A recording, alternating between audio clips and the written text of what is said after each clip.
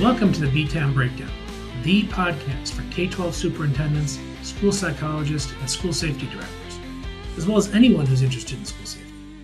If you are at all involved in training or leading a behavioral threat assessment team, you'll definitely want to catch this episode. Today we're going to be talking about all things training, from the challenges to the solutions for empowering your behavioral threat assessment team to operate in an ever-changing environment. We're going to have a great show for you today with a bunch of experts from across the country who have done this work on many different scales. We're going to start with Dr. Melissa Reeves, a national expert in behavioral threat assessment, suicide risk assessment, special education, just to name a few things. She's going to join us and talk about the work she's doing, especially around how to really support students, intervene, destigmatize some of this work. Then we're going to bring in Kevin Gray from the Oklahoma Department of Education. He's working on a team there that's trying to bring consistent threat assessment practices to the entire state.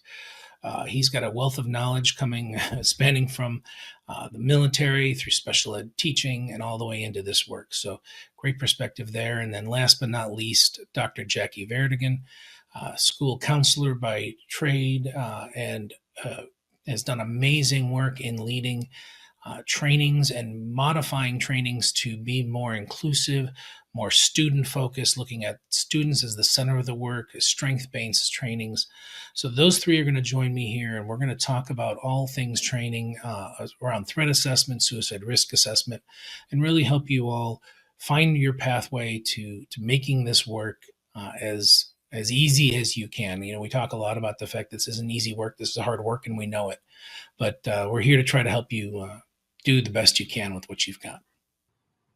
Welcome, team. Thanks for joining me today. I'll let you go into a little bit more about who you are because I don't like doing a bunch of bio reads because it always feels so weird. So I'm going to let you do it to yourself, make you uncomfortable, not me. That's the job of a host. I get to play that game. We'll start with Dr. Reeves, if you would, please. Yes. Hi there. Welcome, everyone. I'm excited to be here with you today. I actually come from a kind of a unique background when it comes to individuals that specialize in threat assessment, because I did start off in the field of special education as a special education teacher. Then I went on and got my master's degree in counseling psychology. So I'm also a licensed professional counselor, and then went on and got my doctorate in school psychology. And I've spent most of my educational career, which is now over 25 years, mostly as a school psychologist, a district coordinator of social emotional behavioral services, and also as a university professor. And really, where my passion for school safety started was back in Columbine. When that tragedy occurred, I was working for a neighboring school district and was actually called upon to be one of the responders. And as you can imagine, completely unprepared for anything that we faced or were expected to do. And that is really what put my passion on the trajectory of school safety. But where threat assessment really came into it is just, as unfortunately more of these types of tragedies happened, we realized that there are indicators, there are precursors, there are things that we can notice proactively to hopefully engage in this threat assessment process before they even get to the point of needing a threat assessment. But if they have engaged in threatening behaviors and what we call some of that leakage, having a good standardized, consistent protocol in place for how to do a good threat assessment, we know saves lives. So I've been doing this work for a long time. I travel all over the country now, doing a lot of training and consulting and actively working cases, and look forward to bringing that knowledge to all of you. Thank you so much. Kevin, if you would, please. Yes, hello, Kevin Gray. I'm the project director for the Office of School Safety and Security that works for the Oklahoma State Department of Education. I've been at this job for about 3 years, learning a whole lot about behavioral threat assessments and how those work with the schools and how important it is that the schools have a BTA team that works. My experience, 14 years of education in the classroom, seeing students throughout those years. Also had 36 years in the military. Obviously, a lot of safety and security things learned through those avenues, and really look forward to continuing to learn more about what behavioral threat assessments mean and how they can be used, and how important, to me, is the most important effect for those school districts and keeping those documents and all those things that they're going to need if they do have some type of threat at their school. Excellent. Thank you. Dr. Vertigan. Good morning. Hi, I'm Jackie Vertigan. I am a school counselor by training and background. I have been working in public education for more than 23 years. Part of my work, I think, really that relates really well to what our topics today is that I believe in a really well-led student support team. And whether or not we're talking about behavioral threat assessment or any other work that involves students as the center, I think that's something that I bring particular expertise in. And I think it is intersected with my work at the district level in training folks around threat assessment, but also around being relationship focused, student centered, making sure that we're doing everything we can to understand the student's needs unique to each individual student. And so part of that experience that I have is working in Minneapolis Public Schools for more than 20 years and working on the safety and security team for the last 7 years that I was there. So really looking forward to being part of this discussion. And I think I kind of bring the um, in the space with students perspective, because that's still, you see my office, that's still where I am working with kids. So I'm happy to be here. Thank you all. Thank you all for, again, what you do every day and for joining me. Full disclosure, Jackie is a return. I don't know. We may have to check her for her mental status. She's worked with me. She worked with me for those 7 years on that team and still likes to talk to me. So I don't know sometimes if she's all there. And thank you all again. I say this a lot with this is when I left education directly 2 years ago, I still feel like I'm making a difference by supporting the adults who are doing the work, but you all are still out there doing. You're still consulting on cases or being more direct with students. So I thank you for that. And I just want to make sure folks understand that we recognize this is hard work. And we want folks to understand that this is important, that they get what they need to do it right. So kudos to you all for bringing that to everything you do. So today, really, we wanted to talk, like I said, about training. And sort of our first sort of kickoff idea here is tell me about the most common challenges you have seen schools face in terms of training staff and keeping their staff trained in threat assessment. So it's not just that initial, we can bring someone out, great. We all like that. We all do a PD day and someone comes and speaks, or we send someone somewhere and then they come back and they've got all these great ideas. And how do we make that happen? We'll just go around. Melissa, if you want to start us off. Yeah, I think, we hear this a lot in schools, but it's so true. It's time and then the financial resources in order to make it happen.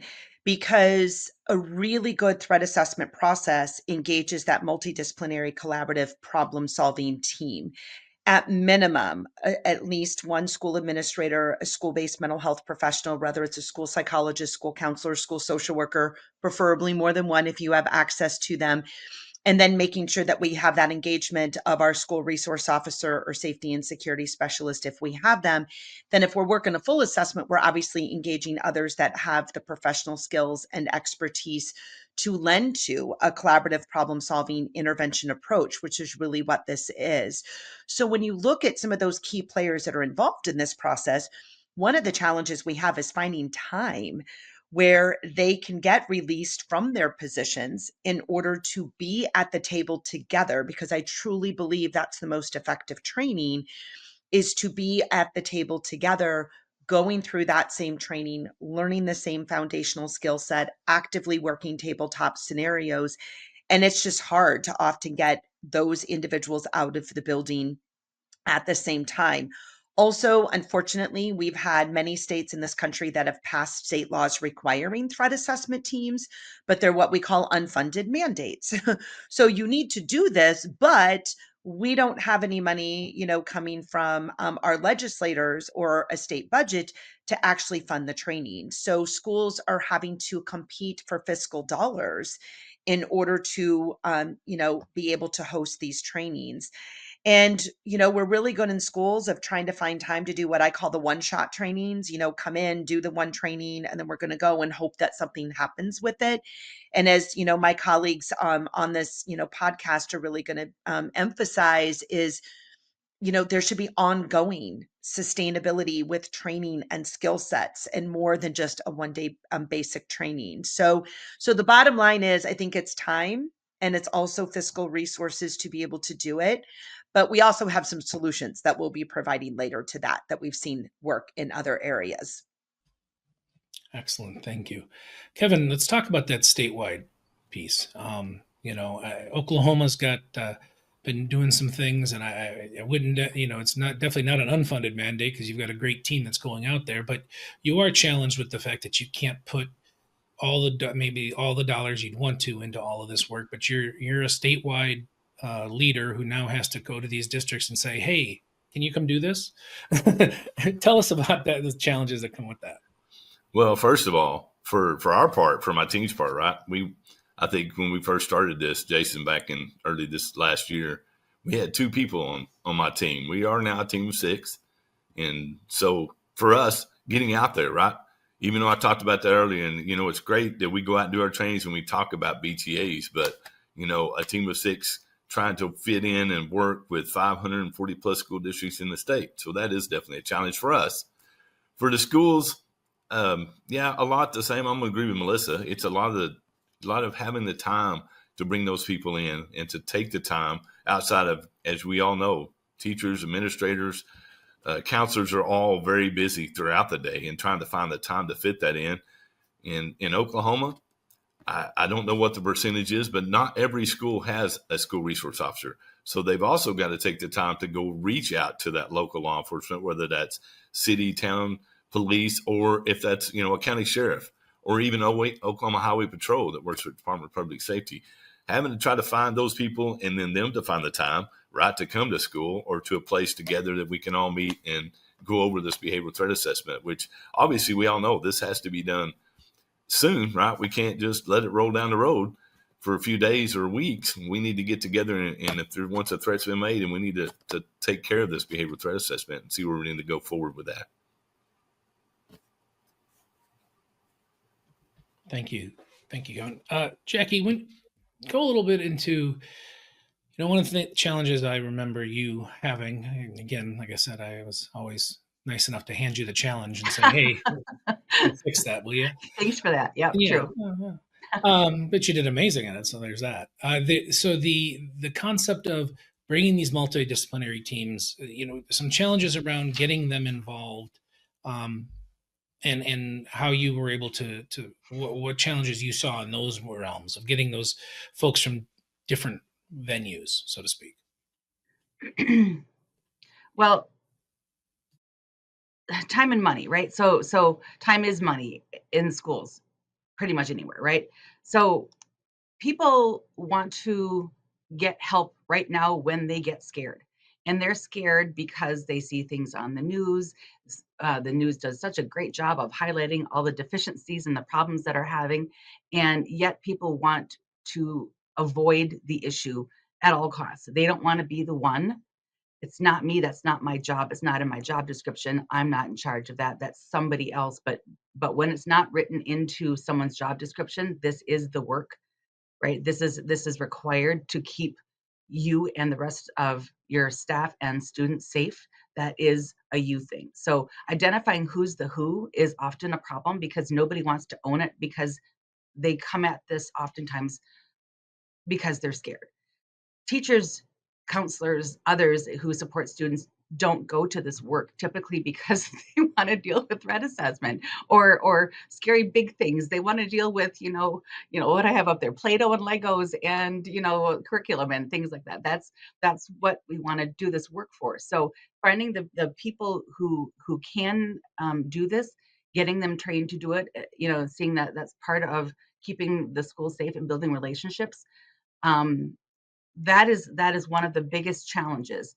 people say they don't have time. I don't have time for a meeting that's going to take an hour. I remember always saying, count on at least an hour for a good threat assessment meeting. And then more than that, when we start making our plan. So it's nobody, oh my God, I can't take an hour. An hour to really get to know a student. Shouldn't every student have that benefit, especially the ones who are being challenged? So for me, that's one of the biggest things that I faced is talking to principals, talking to pulling the teams together. Nobody has an hour. You have an hour. You have to have an hour, because if you're that nervous and that uncomfortable with what you heard as a threat, then you have an hour to see if we can't fix this somehow. So there's I could go on all day about the reasons why people say they can't do certain things, but it comes down to, yes, there's not enough time, and B, no one can really say who owns this. And Melissa said it before, the idea of collaborative teams coming together. People think, well, that's the principal's job. It is not just the principal's job. The principal, yes, somebody should be there, but you need to have a representation of people who really, really know this child. Yeah. I'll stop now, because otherwise I could keep going. Yeah. And one of the things that I really like to do when either I start the training or I'm in conversation with a school district or an entity that is interested in the training is I try to make it a little less scary. And what I say is, this is a multidisciplinary collaborative problem-solving team. We do this all the time in schools. We have other intervention teams, and it's actually a very similar process, except we're just looking at specific indicators, and we have a standardized approach that we follow to make sure that we're doing a thorough job in identifying, potential risk and concerns. But then most importantly, how do we engage interventions and support? So I'm like, folks, once you get into this and you learn what a good threat assessment is, you're going to see it's not all that different than what we've been doing for decades in schools. A student is struggling. How do we engage a multidisciplinary team to problem solve? And how do we engage parents as partners? That's exactly what this is. And most of the time, by the time they're done with their training, they're like, you're right. That wasn't as scary as we thought it was going to be. And we have the skills to do this and do it well. Thank you. Thank you all. I think the other thing, I hate trying to lead from the negative, but I think it has to be real for people to understand that no matter how great of a principal you are, no matter how many gains you've made in reading scores, math scores, tests, if you're a victim of one of these tragedies, that is all that anyone cares about. If you're a superintendent and a rising star as a superintendent, you've got these great ideas on how you're going to help kids, and one of these things happens to you, forget it. Forget whatever agenda you had, forget whatever you were trying to do. It's not going to happen. And then, even worse now, we've seen, the liability has shifted. School districts and schools are no longer victims of these tragedies. They are now being held culpable for these tragedies. And some rightfully so, with what we've seen and learned about people ignoring signs and symptoms. But some of it is, again, difficult work for folks who did not necessarily get into that work for that. So we definitely want to make sure folks understand that it is a lot of time and effort, but you need to do it. You need to do the prevention. You need to get ahead of it, because the recovery, as you mentioned, Melissa, being pulled in as a first year counselor to go do crisis counseling at Columbine High School after the very first national level tragedy that gets talked about probably isn't very comfortable to be put in that situation. So, all right, as we keep moving forward on our conversation here, what's the most effective method for onboarding new staff to protocols? So if we're going to say, let's bring in the new folks, let's not necessarily scare them away from being a school district employee, what kind of things have we done or talked about or seen work? Kevin, if you want to sort of start us off, things that you've seen when bringing in those new folks as you're going into a district that maybe hasn't done anything yet. Man, sure. Yes, absolutely. So as I mentioned, we go out and do a lot of different trainings. And since we started really working with PCG to influence schools a little bit, to at least, if they don't have a team, to get a team, but definitely want to guide them towards hey, you got to have some BTA, and we can use this in ed plan and great and all those things. So for me, it's always been, since we started doing this, it's great. When we go out to schools and sit down with them, we just start the discussion. We just start talking about, hey, do you have a BTA team? And if you do, what does that look like? And talking about all the pieces that y'all have already mentioned, the counselor, the law enforcement, and admin person, but also talking about all the other folks that may be a trusted adult, or maybe they really know this student because they have them in class and, they've just been around them enough to know. Just somebody that has more information that could be given in that particular moment. And just having that conversation to me has been very helpful. Superintendents, safety coordinators at schools, principals. I've been in meetings with principals. When we sit down and start having this conversation, they want to know. They want to, hey, yeah, I don't know about this Salem-Kaiser Cascade method, or we really don't have a BTA team, and what does that look like? And so that intrigues them and gets them involved in that. And obviously going into the liabilities and all those things, and we have some discussions about that. And they're always wanting to know, well, documentation is a big piece of that. And most schools have got, documentation in a folder somewhere, in a file probably.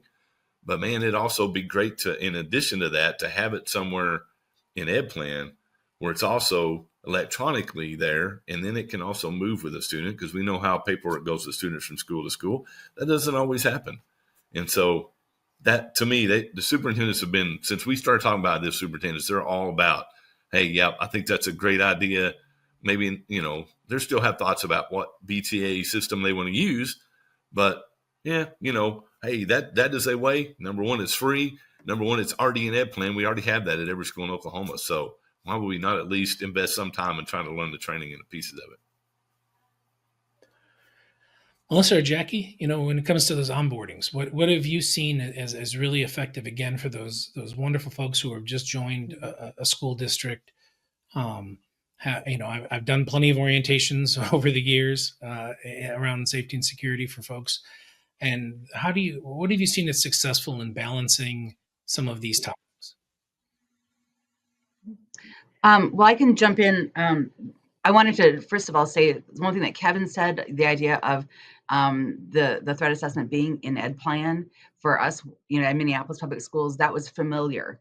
So folks already knew that. So that was a little inroad that we could say, you already know the platform. Let's just talk about this new module that's here. So that was an easy get for some folks. The other thing that we did that made it really helpful is that we kind of used sort of a train the trainer model, if you will. So we had a team of emergency management, safety, and security specialists who we then trained as the point person for certain schools. So they were all assigned to specific schools. And when it came time to training, we had them sitting in the meeting, helping to facilitate the team meeting around the threat assessment, and leading the staff at that school through that. And they didn't do that on their own until they'd sat with me or with Jason or with another lead, 1, 2, 3, however many times it took for them to be comfortable. And then they were the person then in the room with the school-based staff. So because hopefully you're not dealing with this on a weekly basis, and maybe the once or twice a year you might have to deal with it, you've got a person who has done it dozens of times because they're representing multiple schools. They become more familiar, more comfortable. They know the kind of the mode or the way that meeting tends to go, starting out with student strengths, talking about what the challenges are, pulling in the student history, and being able to collaborate together on what the next best steps are. Just that sort of mentor kind of model, and not leaving folks on their own to do this until they become really comfortable. Yeah. At the systemic level, first of all, I think having those initial conversations like Kevin was talking about really what is good behavioral threat assessment and management, and making sure they have the facts, because there's a lot of misinformation out there about what this process is and what it's not. Again, that multidisciplinary collaborative problem solving team, and also really emphasizing to them that there is a standardized approach to this, that, regardless if you're using the Salem-Kaiser Cascade model, the CSTAG model, or my expertise is in the U.S. Secret Service National Threat Assessment Center model. The bottom line is you select a model that is going to work for your school district, your schools, and the resources that you have. You do it, and you do it with fidelity, because that is going to be the most legally defensible. And that all of these models have a standardized protocol and approach to use. And no one person is ever doing this by themselves. And I think that helps alleviate some of that anxiety and the scariness around the liability piece. I'm honest with them. I say, well, first of all, if their state does have a state law, you always got to bring that up because you want to make sure you're meeting the state laws. But even if they don't, I say this has now become expected for best practice. And if some tragedy occurs, you're going to get sued anyway. Bottom line is you're going to find yourself in lawsuits. Um, Even if they were a former student, you're going to find yourself wrapped up in the court system. What is your best legally defensible argument that when a concern was brought forward, you did something about it? Foreseeability versus and negligence. And we cannot 100% prevent all acts of self-harm or harm to others. Okay, nobody can. But in a court of law, what they will be looking at is, did anyone know there was a concern? And if so, what did you do to address the concern? And if you have implemented a good process utilizing the team approach and best practices, and you have documentation like Ed Plan supports in showing that you did your due diligence in addressing the concern, really difficult to prove that you were negligent, you breached your duty of care, or you were deliberately indifferent. So what I really explain to them is the realities are, folks, this process actually protects you against claims of negligence. And it's a team doing it. No one person is bearing that responsibility. Thank you. It's amazing. Let's take a slight detour, and we're still going to stay on training, but I want to talk about what happens after the assessment. That's always been my my bugaboo with some of this, and just my personal thing is, you mentioned them. NTAC is the granddaddy of them all. All the other models are somewhat derivative of some of that original work. The questions may sound a little different because someone else rewrote them in a different style, but truthfully, they're anchored in that work. So that's great that we have an assessment tool that's out there. But all right, I've done my assessment. I got my multidisciplinary team. I did all my things right. And now we look at it and go, uh-oh, we've said that we're worried. We've said that we have a level of concern here, that this is not a threat that's just, going by the wayside, or an angry utterance, or transient, or whatever you want to call, whatever model calls it. But now we have to do something. So please give me a little bit on what you've worked with in training folks on how to actually do the next step, the support, the where the rubber really hits the road with a student. Now we've said you're either going to harm yourself or you're going to harm someone else, and we got to keep you from doing that because we need to keep you safe. That's our job. So how are you working with folks to help them learn how to do that better? I'll kind of jump in here first. This is another area where I like to really make it less scary. And what I say is, folks, we do intervention planning all the time in schools. So proactively, many schools are probably utilizing some sort of an MTSS or multi-tiered systems of support model. Hopefully you've already done some resource mapping. What do we have available for tier 1 supports? What do we have available for tier 2 supports? What do we have available for tier 3 supports?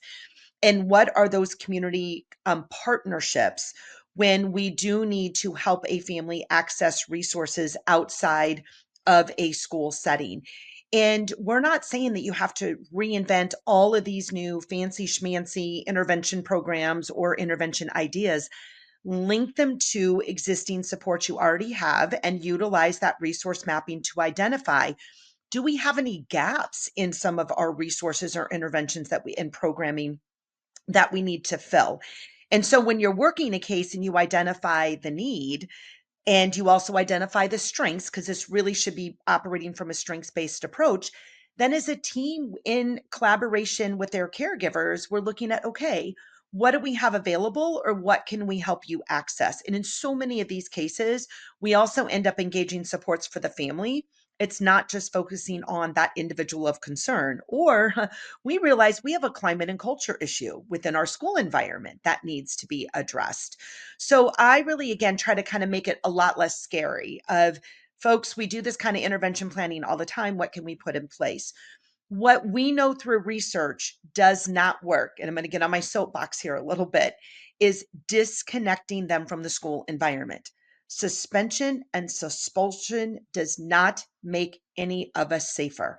And I know that that's hard because, particularly administrators, there's a delicate balance between what the individual needs versus school safety. But when we further disconnect them, they're falling further and further behind in academic, social, emotional skills. They are not getting the skills they need to survive in the adult environment once they matriculate from the K-12 system. They're isolated. So, folks, humans are social beings. Where are they going to find those social connections? It's going to be on the internet, and probably not with groups that are positive. There's a lot of groups out there encouraging violence towards others.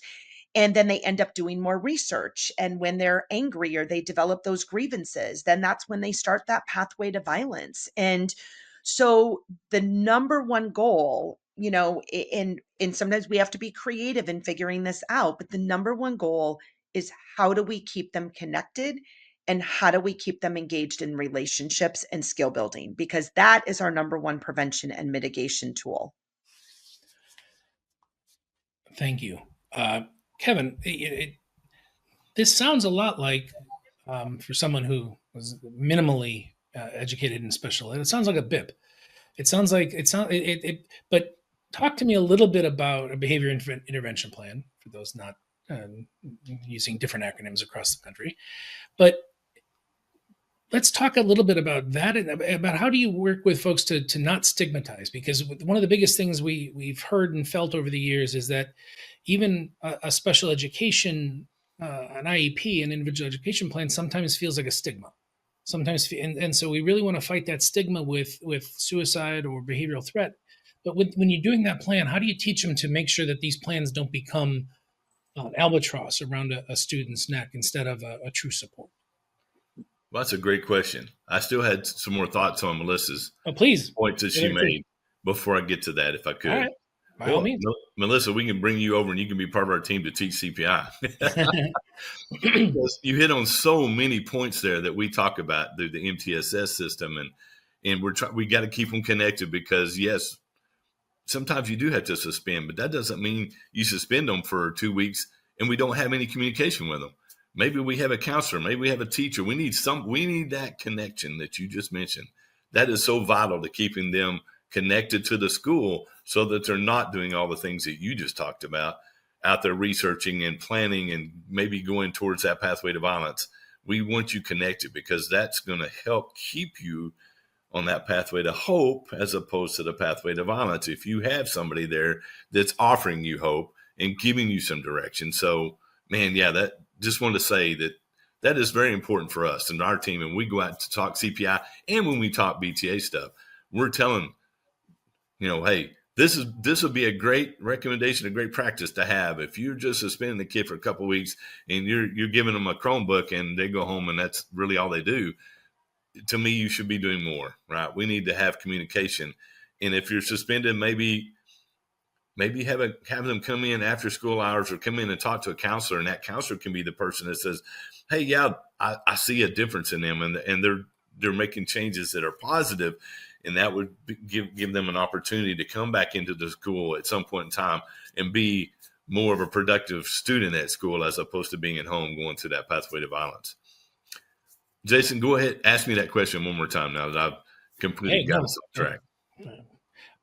No, I got to be flexible, right? But for sure. Again, there are these parallels to, Melissa said it a few times. These are things that folks do, whether it's an MTSS, whether it's when you're building an IEP. These are not, there are concepts that are not new, but we also know that, especially in the special education realm, definitely in the behavior, just the discipline realm, we end up in these situations where students are actually getting hurt by these outcomes instead of helped. So how do we balance that? How do you, when you're teaching it, how do you help folks understand that you need to create these plans so that they're a support and not an albatross around a student's neck? Hopefully, in our conversations with folks, we're wanting them to stay neutral, number one, right? Not take things personally. We're trying to get them to focus on helping the student as opposed to looking at them like they are the problem, right? Because I think the stigmatism goes with them that they've been a problem throughout their school career, and so anybody gets their paperwork or sees their ed plan, sees some BTAs and stuff, and they're going to look at them as a problem. And we try to focus on how can we help them in a way, instead of looking at that we're helping that student and helping our staff and helping our students at school, as opposed to looking at them, they're a problem and they don't need to be here at school, and kind of guiding them in that direction, if that makes sense. Makes perfect sense, and it sounds a lot like what Jackie, where you spend a lot of your space and time when it comes to looking at students in a different way. Well, necessarily a different way, but in a way that hasn't always happened. Let's put it that way. I want to give you an analogy, kind of like I think about pre-reading strategies when teachers or others are teaching students how to read, prep ahead of time for reading. And when you do this prep ahead for reading, your brain kind of, magically sorts out the important stuff from the not important stuff, and they get more out of the reading, right? So to me, I think about that magical thinking, like it's not magic, but when you do a threat assessment process thoroughly with the right team at the table, the answers come. They're there at the end. I don't think I've ever been part of a threat assessment meeting where at the end we didn't know what the next steps would be, because the right people are there. You're asking the right questions. You're getting at causation. You're getting at underlying factors, right? You're trying to understand what is happening with the student and why these statements were made, threats were made in the first place. So when you start understanding that, that pre-reading strategy has been applied, you know now what the answers are and what that intervention plan should look like. So I made a few notes like that, some specific things. Who are the adults in this child's world, right? And those adults checking in and actually saying, I know what you said. I understand that there are some things. Talk to me about what that is. How can we work with you? How can I be a support to you? What do you need from me? I am here for you. And a lot of times students just need to know that someone is there for them. And I don't mean that every one of these is a cry for help. There's complicated layers of things going on with students. But almost like magic, we get to the end of a threat assessment process and we know what we need to do as the caring adults who are wrapping ourselves around this student. I don't know if that gets where you're going, Jason. It's not about me.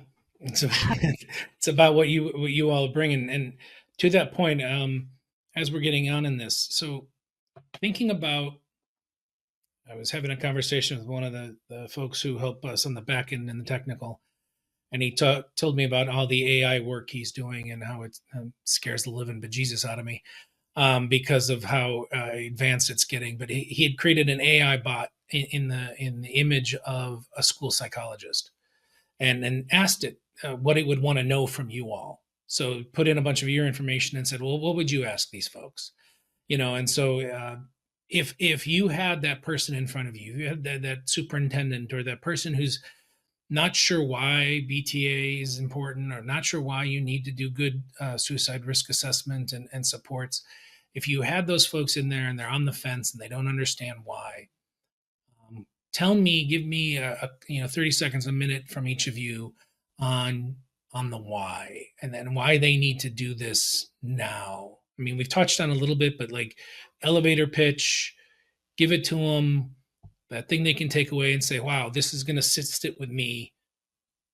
And I'm going to, until I do something, it's going to bug me in the back of my head like a Jiminy Cricket, for those of you old enough to remember that. That's a dated one. Jiminy Cricket. My first answer is because you didn't do it before. Because you didn't take the time to get to know these children earlier, because you didn't get to know what they needed. And now they're telling you in a way you can't ignore. So the reason you have to pay attention now is because it hadn't been done before. And we we could get to the systems problems why that happens, and it's not because any individual person says I don't care enough, I don't want to do this. It's because so oftentimes the resources are limited, the time is limited, but ultimately the kids are still paying the price, and in the end they're reaching out the only way they know how to get our attention. So the answer is you have to pay attention and do this now because it hadn't been done before. Kevin, how about you? Yeah, I definitely agree with Jackie. But from my standpoint, and not that I've had a superintendent tell me that yet, but documentation, we talk about documentation all the time and how important that is. Like you said, for liability issues, for school change for the student, moving on to somewhere else, there is documentation needs to move with them to give that school an idea, and to be able to look at student, not necessarily stereotype, hopefully not, but to at least say, okay, maybe there's some things here we can help the student with, right? It's always about helping the student and not looking at them as a problem. But at the same time, man, all you have to do is watch the news, right? It's happening more often than not. If I feel like sometimes that you're having these things going, and then you have students showing up at school and doing whatever bad things, right? We could talk about that all day, but can we get ahead of that? Melissa talked about earlier. It's like, man, we'd love to do that long before they even get on the pathway to violence, because once they're on the pathway, halfway there, for sure, it's going to be really hard to get them off. But I would even argue that it's probably going to be hard to get them off them at any point, because they've got the grievance. Now, once they got the grievance, they want to stay with it. So if we can get them there early, long before we get to that point, and get some help to those students, that's what I'm going to tell the superintendent. Hey, these are your kids. You're doing this job for a reason, right?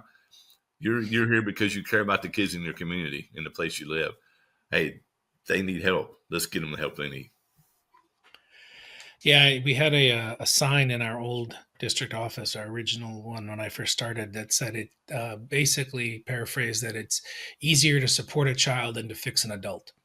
And I think that's, maybe less expensive, whatever the actual phrase was. But I think that's really what we're talking about a lot today, is the concept that the time you spend ahead of time is going to have much more of an outcome, a positive outcome, than trying to get there once you hear something. Yep. So Melissa, from your perspective, again, you've got those folks who are like, I don't get it. I don't get where this is my problem as a school district, because that's where you all in the law enforcement or in the mental health field need to take this on. Why is this my thing? Yeah. Well, my first phrase is punishment alone does not change behavior. So we have to teach replacement skills. We have to engage those supports. And because if we don't, we're not going to change the course. I mean, all we're going to do is, I like to say, we're just kicking the can down the road, and nothing is going to change if we don't do things differently. The other reason that I'm a huge advocate for this in schools, even though I know we've got a lot of competing demands and we keep being asked to do more, is we have the greatest insight into some of these dynamics and the lives of these kids. We see them in their natural environment. We know their friends. We often know their families. We might even know some of their extended families in some communities. We know their strengths. We know their struggles. And while an outside clinician can be helpful, they don't have the insight and they don't know these kids like we do in schools. And we often tend to be the individuals that, if we're really focusing on relationships, they're going to trust the most because we're in their lives every day. So a good threat assessment, again, is really about building those relationships with them and their parents or their primary caregivers. And that's really what changes the course from a pathway to violence onto what Kevin said, that pathway to hope. Um, and that's why, I know this cliche is overused, but it really does take a village. And when we're all willing to be engaged and work together, we can be very successful in helping these individuals. And we've all worked many cases where the process has worked. And when those individuals, a couple years down the road or even a couple months down the road look back, many of them will say, I don't know what I was thinking then. I just remember feeling hopeless, helpless, or feeling like nobody cared. And when someone showed me they cared, not that their life became, all perfect, but they realized that I don't have to resort to violence as a way to address the challenges. There are people that are willing to help me. And that's really what this process is all about. Awesome. So shifting gears again slightly. I mean, let me sort of try to wrap this up at least in a big bow for what I'm hearing. And then correct me, team, if I'm wrong. Um, Keys here, of course, are a multidisciplinary team, dedicating your time and resources. And then as you're training this, it's about connecting it to past knowledge and past experiences. So helping folks understand that this isn't as foreign to you as it may sound when the first time when you have to ask a student if they have an access to a weapon. People see those words and they start thinking this is something I've never done before. But really understanding that whether it's curriculum development, reading, learning, special education, MTSS, these are all things that educators are working in. And you can bring all of those to the table in a behavioral threat assessment and management team and bring down that level of anxiety a couple notches to really help do your best work to support students, which is, again, at the end of the day, it's all about relationships. That's always been something that I've fought for and made folks try to understand that security was never about punishing kids. It was about protecting kids. And so that relationship is at the core of that. So pretty much, am I hitting it on the head? Am I missing anything in our overarching thought? Perfect. So let's talk a little more specifically about some solutions and some way to do things. And I'm going to tee this up because we've talked a little bit about technology, we've talked a little bit about systems. And sometimes when we have big training systems that train in de-escalation or intervention or threats, it sometimes seems very clinical and especially like Dr. Reeves, when you bring it, it's different. But if you look at the original NTAC model, it is created by the Secret Service. It wasn't created by educators, so it can be daunting. And Jackie, if you start me off though on what it's like to take a large training module that is set up in the world and has been possibly successful, but then you have to bring in this concept of student focus, students as an asset, equity. I know I'm not supposed to say that word right now, but I'm going to, and I'm going to keep saying it. But the concept of really how are we reaching students? Talk to me about some of the things that you went through when you started doing that at MPS to try to bring in those pieces. And then we'll talk about some other things with everybody else. Boy, huge question. I think from a rewriting the training, it was a not one size fits all. What works in certain places didn't work in Minneapolis. What works on one coast might not work on the other coast. So for us, it was knowing our staff, our students, our community, and knowing what was needed and making sure that that was reflected in not only the language of our training, but the feel of the training. Making sure that we modeled through the training itself what we wanted the staff to bring to students. So we set it up so that we were engaging in relationship with them. And then we were really deliberately teaching them why we did what we did, the way we did it, so that they would take it back and do it the same way. So it's not enough to just not to do that, but you have to show them.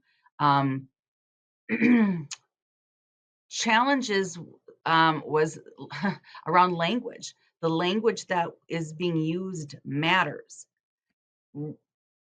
more than people would think.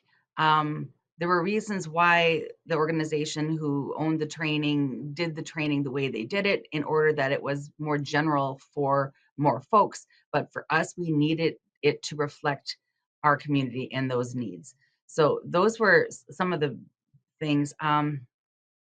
There was also a lot of pushback from our staff around, yeah, I know this, been there, done that, check the box. It was a huge undertaking to try to get them to engage, because they had done training like this for, I've been doing this for 27 years. There's nothing this training can teach me that I don't already know.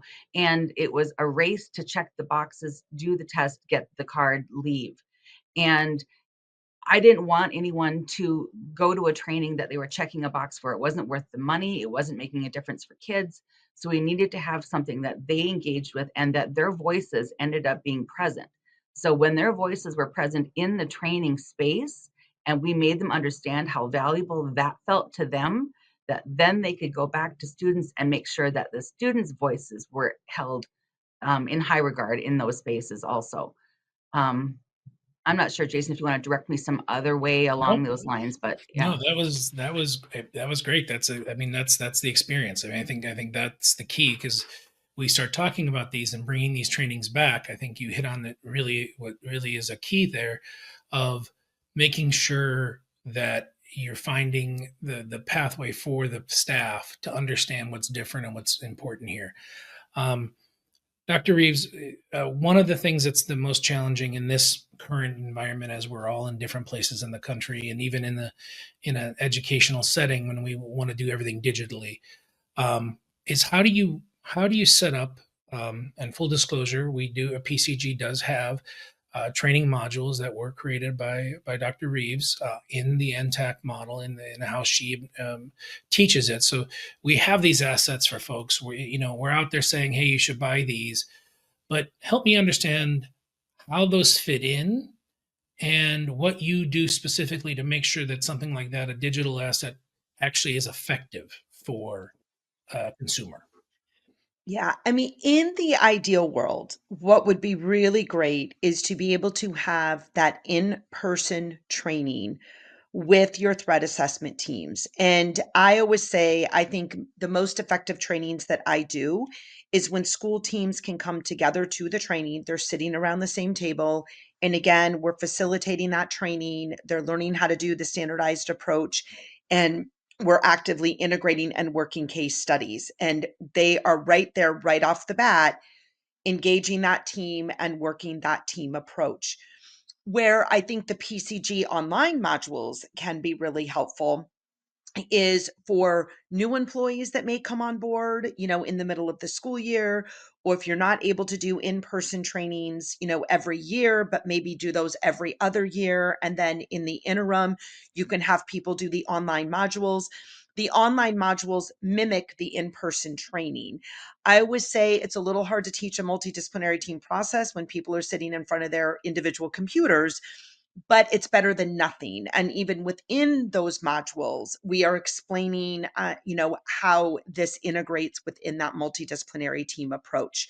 So in an ideal world, it's that blend of in-person training, but utilizing those online modules to train new folks that are coming on board, or someone that might have done the training 2 years ago and now needs to have a refresher.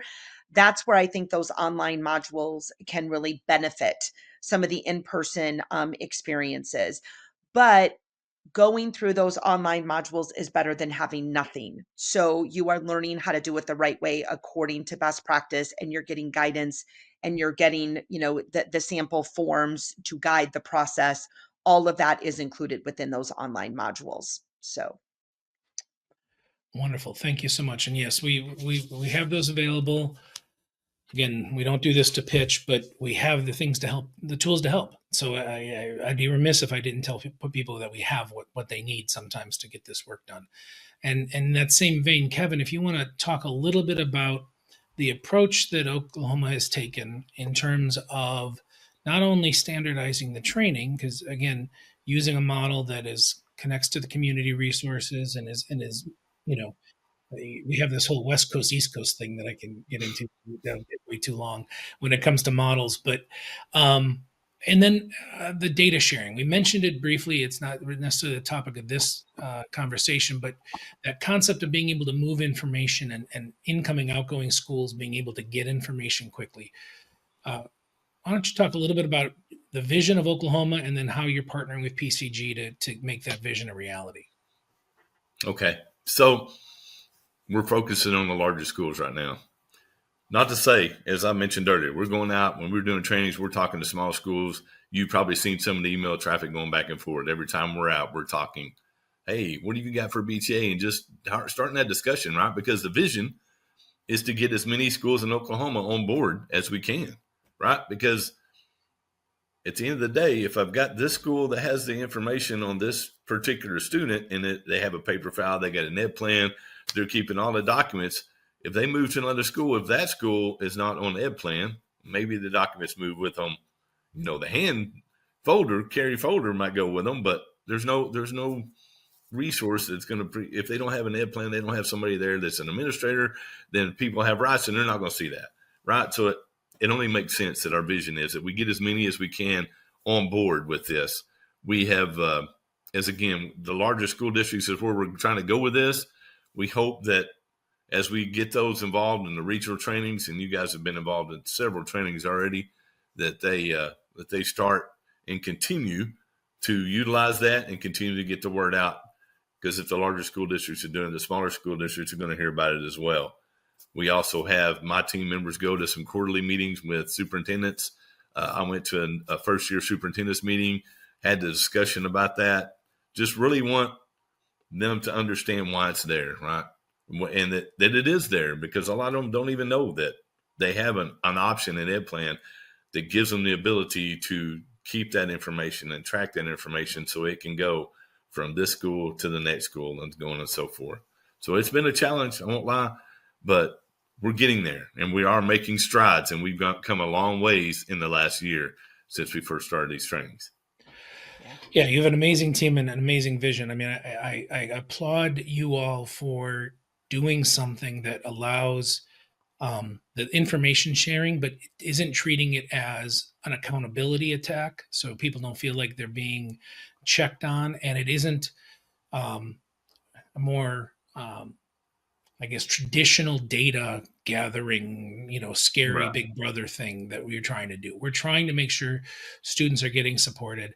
And so by having a universal system, both that you're using for threat assessment and then that you're using for data collection, you then can have those things mirrored, and that vision can expand across an entire state. And I know, Melissa, you've had experience with this in many states that you've trained, when you've trained entire states and things like that. But we could keep going on this because this has been a lot of fun. I mean, you all are amazing, and I'm watching the clock going, oh man, someone's gonna be like, dude, this was supposed to be a podcast, not a mini series. But May I please. interject? I didn't really answer the second part of your question there and how we're working with you guys. So, and I think this is important, right? Because the schools that don't have or have not had any indication of a BTA team or even a BTA team, and they're using whatever assessment, if they've not had any work in the Salem Kaiser Cascade method, because that is the one that it's a preferred one in Oklahoma. I'll be honest, right? If they have not utilized that before, then it's great, because my team goes out, has a conversation first, then we set a date and come in and we walk them through a couple of scenarios using that assessment, right? So they see it, they get firsthand. We try not to interject, right? We're not in there trying to tell them what to do. We hand them the scenario, we give them copies of the assessment, we let them, and we tell them that up front. Hey, please work through this. We're here to help guide you, maybe give you a little bit more information, but this is your team. You guys are the ones that need to work through this process on your own. And then once they get familiar with that through those couple of scenarios, then we're handing them off to PCG to let you guys come in. So when you come in do your training, they're familiar with the method that we've used. And I think that's very helpful for them. We've got some great comments from schools to this point on you working through that process with it before we hand them off to you guys. So I think that is very important. Yeah. Thank you, my friend. Appreciate And it. that's one of the things I like about, PCG is that you have that electronic database platform for the three main evidence-based, evidence-informed K-12 models for the Salem Kaiser Cascade, the CSTAG, and the U.S. Secret Service NTAC. And having served as an expert witness in a couple court cases involving targeted violence and threat assessment, let me tell you, folks, in absence of documentation, the assumption is you didn't do your job and you didn't address the concern, which then is where they claim negligence. So the beauty of that ed plan system, that has those electronic platforms for both threat and suicide risk assessments, is number one, it's documenting all the hard work that your team did, but from a legally defensible position, it is documenting that you did not ignore the safety concerns and that we're doing the best we can within schools to address the concerns given the resources and the authority that we have. And again, if you have that in place and you know where to find that paperwork, because we all know paper documents get lost in the shuffle, that is what is going to be your best defense if, God forbid, you ever end up in a court of law. So not only guides best practice, but it also helps you, God forbid, if you ever end up in a court of law. I think I just want to tag one thing onto that I also found super helpful was the transferability of that confidential data, because this doesn't sit in a student CUME file. This is not part of their academic record. And in the past, oftentimes that information that we knew someone was watching a student or we're looking for ways to support the student wouldn't transfer in transitions between schools within our district even. So that was one thing that was super helpful, is to have that information sitting in the background, still confidential, still, paying attention to FERPA, but then available as needed when or if the student ended up having issues again in the future. Well, I can't thank the three of you enough for joining me. I can't thank the folks who are taking part in watching this enough for what they do every day for students. We are going to wrap up. This was the BTAM Breakdown. We thank you all for taking the time to spend with us today. Please, if you do appreciate what we're doing for you, hit the like, the share, the subscribe buttons, or whatever it is you have to do. Hit our website up. Come out and see those modules that we have out there for training that can help support you. Look at what our platform can do and what we've done with others throughout the time. Because again, our hope is to be thought partners and thought leaders in this field. And again, standing on the shoulders of folks like the three of you makes the job easy. So thank you again for being here. I appreciate all of you. And I guess that's a wrap for this time. Take care, all.